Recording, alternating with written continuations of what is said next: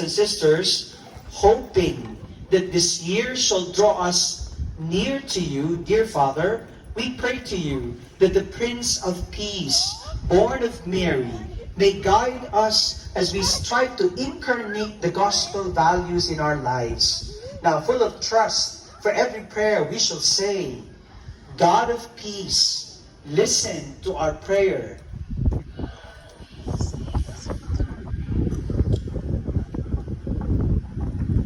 We pray for Pope Francis, all the bishops, priests, and deacons. May they be the instrument of peace and unity in communities where hatred and division reign. We pray. God of peace, listen to our prayer. We pray for the leaders of nations. May they value dialogue more than dissent and promote restorative